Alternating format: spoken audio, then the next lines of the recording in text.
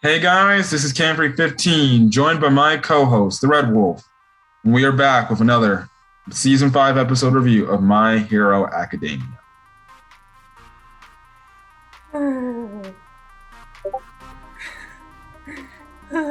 Guys, my heart is still pounding. Yes. For an anime only, that's definitely a reaction I think is fit for what happened this episode. I honestly, man, I really do feel bad for Shigiraki. Yeah, but what's done is done. Now, listen, I'm just gonna say this. I told you I want to give no more rants about Season 5 because I was done with the haters and the bullshit. I'm being uncensored now. But okay. Now everybody loves My Hero Academia. For those kids watching right now, cover your ears, okay? Now you love My Hero Academia. I heard a lot of people loved last week because they did twice the Sad Man's Parade right. They did it justice. Today's episode, oh my gosh, this was top tier shit.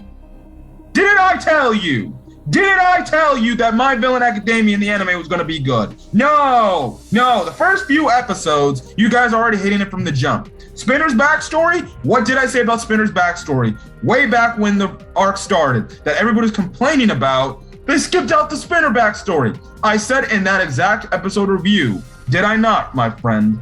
I said, when it comes to Spinner's individual battle, they'll go into his backstory. What did they do this episode? They showed it. Didn't I say? See, people are too quick to judge because they're too damn reactionary for one episode. Instead of just being patient little boys, wait till the season's over to give a good opinion on what this season's been. You cannot lie to me and say Season 5 was bad. The only thing bad about Season 5 would probably be the pacing. Yes. And in terms of management of how they did episodes and content they put in those episodes. Other than that, Season 5 has been a solid season of My Hero Academia. Nothing bad, well, there's been some bad and there's been some good. But yeah. I think it's solid. If I were to grade it, it's a B season, just a B. A B or B minus. I think a B or B minus is what you would say a good grade. It's a solid grade. People are trying to see, let's say, like it deserves an F. No. And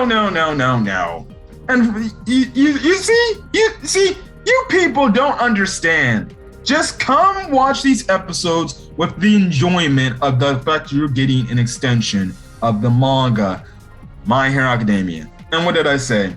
When it comes and it's good, you people are going to be like praising it, loving it, say, this is My Hero Academia. This is what I love.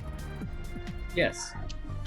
But when it's something you guys don't want, when it's something that, guess what, you have too much high expectations for, you're going to critique and complain and cry and just find BS reasons. No, if you're finding BS reasons and you're watching a My Hero Academia episode just to come in and hate it from the jump to find anything to hate it, you're a hater. Yes. I'm sorry. You just find people like that just find anything they can to hate on stuff. And I hate haters. When something's actually good, even haters sometimes will just be like, oh, please, that wasn't good, yada, yada, yada. It doesn't matter. And now guess what? Those same suckers that were hating My Hero Academia Season 5, the start of the My Villain Academia arc and how they were handling it, are now loving it because the last 2 damn episodes. Speaking of ranting, we do plan on reviewing the SAO progressive movie in the future, do we? Once it comes out. I don't know how that came out of left field, but I know, yeah. But I'm just talking about ranting right now because I told you in the past where there are like SAO haters and Asuna haters, like that's been triggering me up to this point. Similar to how you're ranting right now, I'm also going to be ranting. Yeah, we can save it for another video. Yes, I'm just saying. I'm also going to be ranting if that movie comes out. Okay, guys, to some of the haters out there. Okay. Well, hey, guess what? If you're a fan of SAO, you can hear my co-host rant whenever that movie review comes out. I just to get some stuff off my chest. That's all, man. Yes. I think we have a lot to get off our chest. But this episode was god tier. It was great. Like My Hero Academia always is. And you just sleep on it. But this episode review, we cut into the backstory of Shigaraki and his very dark, disturbing, very graphic backstory. Right, gruesome. Yes. Anyways, let's get into this episode review. So this is My Hero Academia Season 5, Episode 23. Anyways, we start the episode off actually twice from last week, and he's making a copy of Toga to give her a blood infusion to save her life because Toga's on the brink of death. So yeah, now we see Spinner fighting Hanibata, and his, I guess you can say his alter ego name is called Trumpet. Now, his quirk is Insight. He also puts on this weird looking mask too. Now, his quirk essentially gives off a special electromagnetic wave in his voice that essentially raises the morale of people who trust him and boosts their physical and mental capabilities. Now, this is when we get into the Spinner backstory that everyone and their mother was complaining about way back in episode 20, I believe, that they skipped over, but it's what they gave you here. And guess what? What did I say about Spinner? He's irrelevant. Yes, you get more understanding of his purpose and what he wants, why he's in the League of Villains for his reason. But to be honest, even looking at it in the anime, it's like, oh, he's just kind of trailing Shigaraki because he's wondering what Shigaraki's goals are. And I'm like, not to say that it's inspirational, but it's like, that's it. You guys were really complaining about a backstory that's all they gave in the manga. That's it. That was the entire backstory. So it didn't show that much in the manga either? Yeah, that was all his backstory in the manga. Then what? Why aren't people complaining then? Because people are complaining for BS reasons. Oh, you see, you get into his backstory, it humanizes him. They're bad guys. You're not supposed to humanize. I will agree. The My Villain Academia arc makes the characters of the League of Villain characters a lot more human, and you understand how they became the characters they are today. And you do feel bad for them in some cases for their backstory. But people like Spinner, okay, yeah, I can understand. You just didn't have a real purpose. You just kind of were a guy sitting on your couch doing nothing because you didn't know you didn't know what your purpose was. Okay, that's a pretty human trait because a lot of people are like that. They don't know what their purpose is, and sometimes they do end up sitting on a couch, and sometimes it ends up, but like people were making out Spinner's backstory to be like, oh god, it's on the level of fucking Shigaraki like it was today. No, you saw how in the episode is the same as in the manga. It was just a nice little backstory where it's like, oh, okay, yeah, and stuff like that. You know, oh, okay, now I get wow, Spinner is who he is and, you know, why he's doing what he's doing. It's not some groundbreaking thing like people, see, that's what I'm talking about. The haters trying to overblow everything. You keep your expectations super high. Yeah, like they were going to give a full-ass episode development for Spinner's backstory. I already knew that was going to happen because guess what? Out of the League of members, trust me, what are the top 3 League of member characters people actually give a shit about? Shigaraki is one of them. Next up is probably Toga. And then third, I would say it's a tie between Twice and Dobby. The other ones, Mr. Compress, Spinner, a few other ones that are in there, nobody gives a fuck about them. Am I right or am I wrong? Yeah, pretty right, yeah.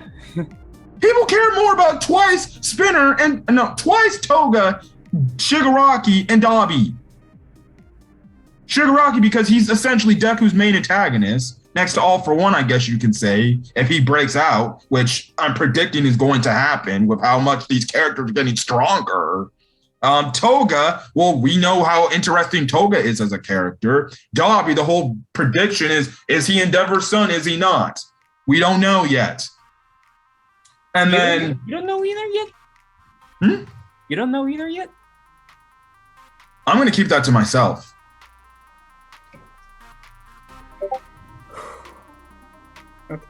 Go on. Twice because he's a unique character, like we saw last week.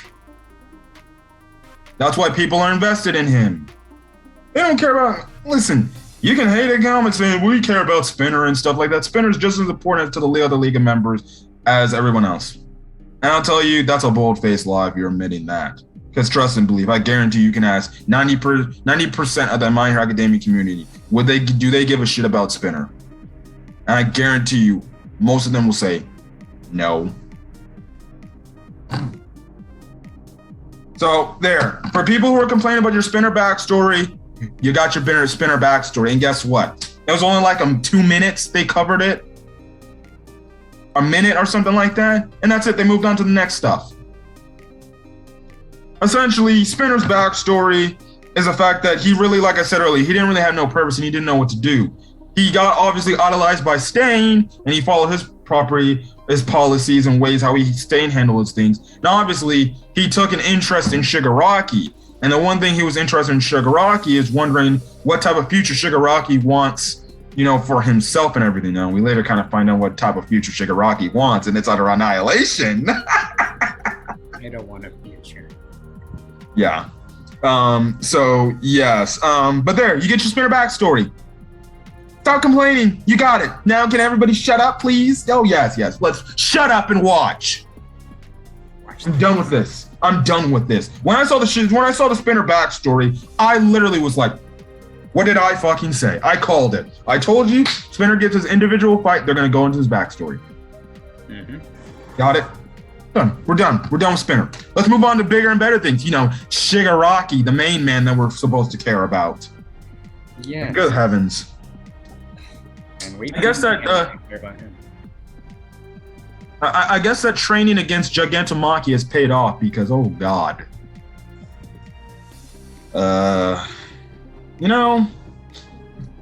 You look at this, what the villains are doing, it's like, what are Deku and the others going to do against this? I think you know. Oh, yes, I know, but it's like, oh. Now, when I tell you this episode, Shigaraki was a man possessed. He was a man possessed.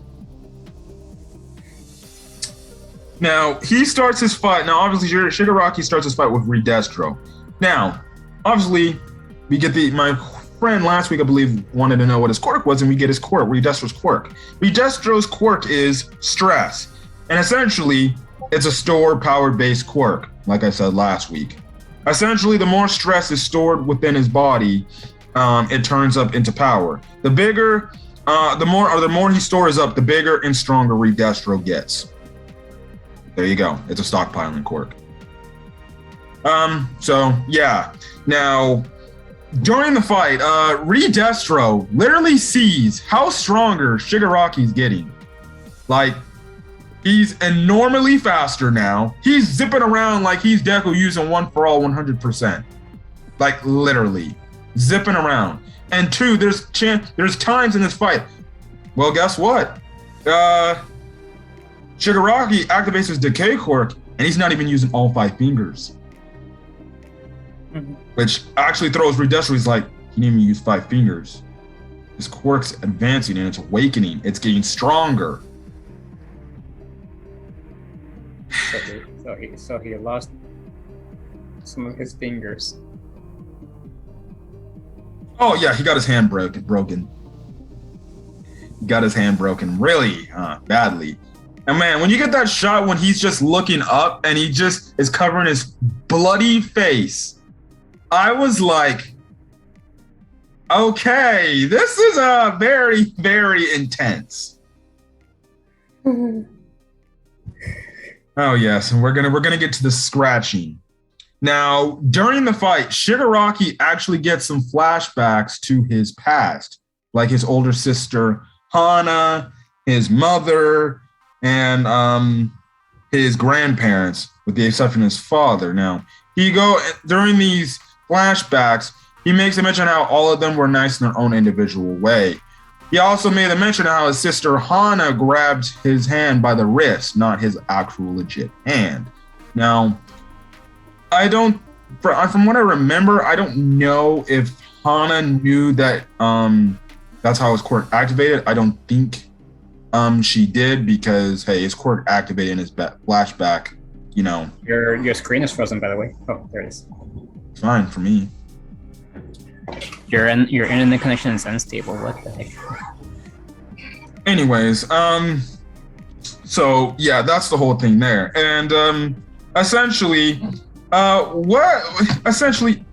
it's like I said earlier. What are Shigaraki's motives? Because Reed Destro asked him two questions. Well, actually, before we start about Shigaraki stuff, Gigantomachia shows up and he's ready to do some damage. Oh dear. Because you have a skeptic, he's like, Reed Destro, we got a problem. And you just see Gigantomachia running in the background. It's like, master, or something like that. Because he smells Shigaraki. Now, essentially, this is when Shigaraki remembers everything. And first things first, what does he say about his future? I don't need a future. And then, what does he want to do? I want to destroy everything. Yes, and that's going to be Shigaraki's main reason for being the new leader. Yeah, I think when somebody says they have no future and they want to destroy everything, I think you can automatically call them a complete psychopath. Mm-hmm. Which means, in other words, he's going to kill anybody that stands in his way, and he doesn't care how he does it, he's going to get what he wants. Now, going back to Spinner, I don't think Spinner's going to like that at all. Mm-hmm. So, yeah. And we kind of get a reasoning as to why, a little bit of reasoning as to why he feels like that. Care to explain the backstory of Shigaraki for us, my friend, that utterly left your heart beating? I have to say it all, man? Oh, you don't have to say it all, just some moments. Yes. Let me just say, his dad was like an a-hole, honestly. And mind you, this is Nana Shimura's son. Yes. And the fact that we later see why he's been like that with Shigaraki, like his relationship with his mom. Yeah, I wouldn't say it wasn't the best. Clearly, you can tell even when they showed the flashbacks with Kotaro and Nana Shimura, his mother, you can clearly see that Nana really did love her son. And she was trying to be there for her son, but because we know she was a user of One For All, and she was, I guess you could say, on the run, because All For One was more than likely after her to steal the quirk, she had to leave and go fight, and Kotaro felt like he was abandoned by her. Which, you know, even Nana in the note says, look, if you hate me, you know, it's okay. I understand.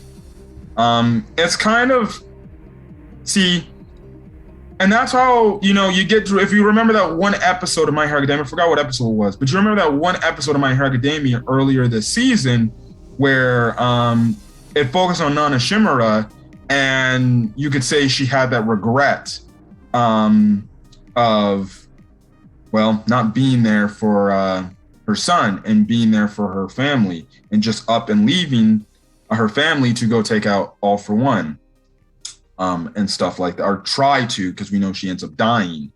So that's the one thing too. So another tragic type of thing, in the case of, well, sometimes you got to do a hero-y thing, but sometimes maybe you can make a better choice in terms of your livelihood and your family. So maybe Nana could have told her son, hey, I have this special quirk.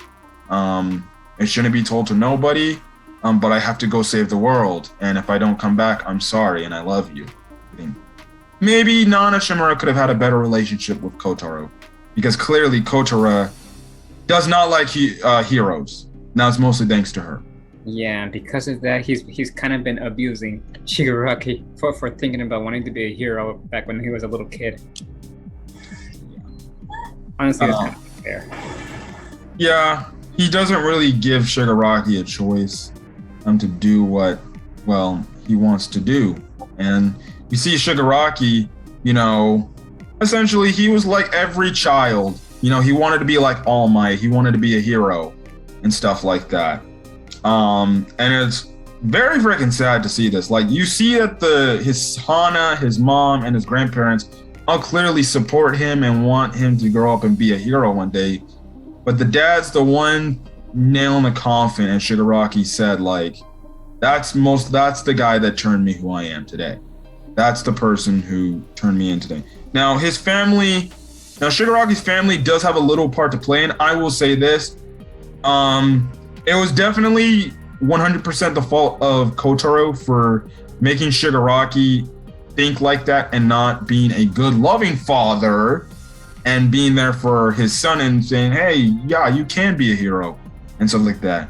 I would say a little bit would have to go in the fault of the grandparents and the mother for just, well, I don't know, letting it happen, letting the abuse happen. The mother definitely could have cut in and said, and probably slapped Kotaro and said, stop treating your son like that. He's your son. And if he wants to do, it's his life. If he wants to do what he wants to do, we can't tell him that he cannot be a hero. If he wants to aspire to be a hero, then we should let him. And who knows, maybe things would have gone different. Now, the one thing that we've always seen Shigaraki do since the start of the series is the old scratching thing. And it's been a thing going on when he was a kid. We saw him scratch his eyes. And that was definitely a sign that, well, his quirk was activating, or it was awakening within him and everything. Before we talk about really the end to his backstory and everything, what are your thoughts on, do you think the grandparents and the mother could have did more? Yes, I feel like they definitely could, but they just sat there and watched, honestly. Yeah, especially that one scene when the father literally hits him. Kotaro literally hit Shigaraki, slapped him across the face for just finding out. Now, also, I'm not going to blame the sister, but the sister essentially ratted out Shigaraki, saying that, he looked at the picture of his dad and Nanashimura. Because when Hana and Tomura find the picture of Nanashimura, essentially Hana said this was dad when he was younger and his mom was a hero, and says that was their grandmother and everything. And essentially, Kotaro found out, and he literally physically hit his own child, which in today's world, you'd get arrested for that. That's child abuse. And the grandparents and the mother just didn't do anything. They just stood there and just were like, you can't do that. I'm like, I think you should probably go slap your husband and say, do not hit my child like that. I think, are they just scared of him? Or are they just scared of him? I don't think they're scared of him. I just think they didn't have enough courage to go out and confront Kotaro and tell him, you need to stop this. Like, seriously. But look, we can clearly see, especially for the mother's case, that she clearly did love Shigaraki. She clearly did love Tomura.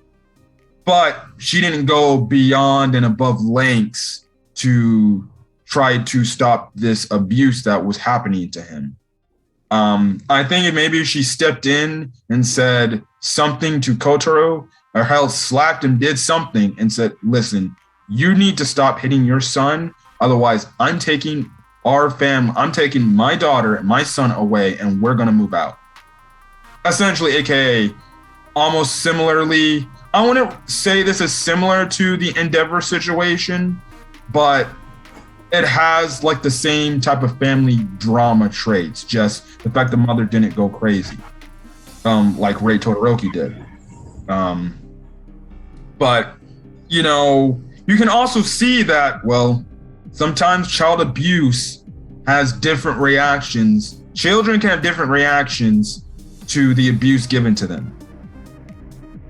Shigaraki's case, he turned out to be a psychopathic lunatic of a killer. Todoroki, could he have become that? No, he didn't become that. He just had resentment towards his father. And it goes to show you, not only, the type of abuse that happens to a kid can clearly affect their mindset, it determines what type of situation they're in as well. If they're in a situation, because even Shigaraki mentioned, he's like, the house my dad built, that house rejected me. Which, yeah, for a kid saying that, that's kind of sad and everything. And Shigaraki looked like he was a good kid. Yeah, he was gonna be a good kid, and then he just couldn't take anymore. Yeah. So after all this, what happens to where it just sets Shigaraki off on the path that he becomes, Tomura Shigiraki? He accidentally killed his dog by his developing quirk. Yeah. Now we first see it when he's playing catch with the dog. The ball he throws, he touches with all 5 fingers, and he throws it, and the ball disintegrates. Then he's just scratching his dog. He grabs his dog just dies there. Puddle of blood, right then and there. What happens next? His big sister catches this, and she got scared, and she started running away. But Shigaraki, he caught up with her and grabs her, and then she starts disintegrating as well. That's when I started, like, I don't know.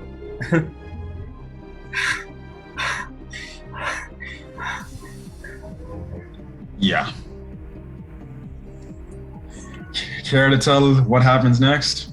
Yes, his entire family finds out and sees him doing this, and Shigaraki was all like, "Help me, help me, help me!"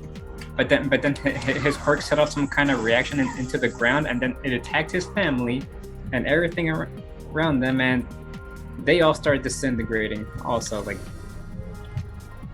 Yes, his mother was just within hand's reach of him, or arm's reach of him, and she just disintegrates into his face. Or right then and there. He goes crazy. You get that one scene where he's like, ah! Mind you, that was a great shot. That's the thumbnail of the video. But my God, if that does not send shivers down your spine. And 2, at the same time, you actually see Shigaraki's hair going from black to gray. Mm-hmm. Then what happens next with the dad? The dad, as usual, hits him. And doesn't hit him. Hits him with a whole ass pole. Yeah, and he says, "Stop it, Shigaraki!" Like, and then that's when Shigaraki's instinct to kill actually kicked in. He attacked his dad on purpose. Yeah. And he said, "Die!" And that's where the episode ends off. So next week is going to finish off the Shigaraki backstory when he runs into All For One, and All For One just further turns him into the person he is. This episode was titled Tenko Shimura Origin. Next week is called Tomura Shigaraki Origin. Oh. And that's it. But this was a phenomenal episode. Props up to Studio Bones. This is the content I keep telling you people. Stop sleeping on My Hero Academia. But other than that, we're going to get out of here. I think for Denzel's heart purposes, we should, because his heart can't take anymore. And guess what? I'm about to get back into Code Vein again this weekend, and my heart rate is gonna get even faster. What the heck? Anyways, guys, we're gonna get out of here. Hopefully, you guys have a great rest of your day or night when you're checking out this video. Until then, guys, we'll see you guys on the next week's episode of My Hero Academia. They believe we only have 2 more episodes left, and then we're done with season 5. So yeah. Other than that, guys, we're gonna get out of here. Hopefully, you guys have a great rest of your day or night when you check out this video. Until then, guys, we'll catch you guys next video. Peace. Peace.